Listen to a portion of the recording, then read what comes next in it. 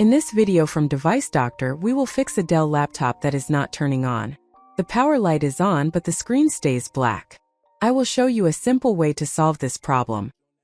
Hey, are you still spending your money at repair shops? Join Device Doctor and learn how to fix your laptop and desktop yourself and enjoy the savings. This is a common issue on many laptops.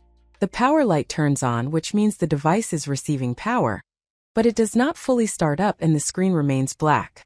This can be related to different factors such as hardware response, internal components, or display output problems. In the first step, remove the screws from the back cover of the laptop. For this step, you will need a laptop screwdriver to remove the back cover screws.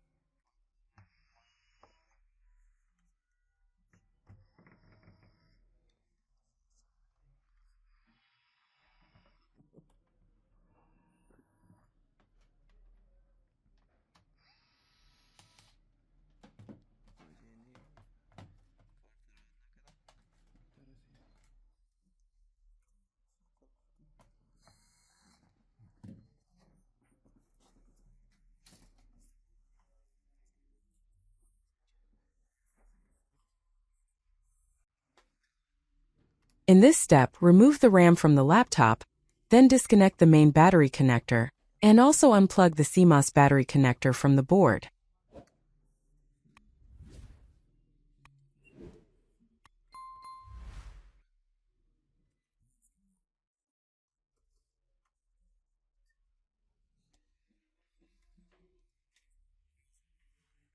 Leave them disconnected for about 5 seconds, then reconnect everything again.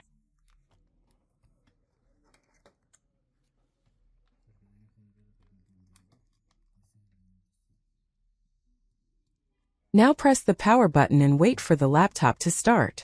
The first boot may take a little longer because the BIOS has been reset. This issue happens when the laptop gets stuck in a power state and does not complete the startup process.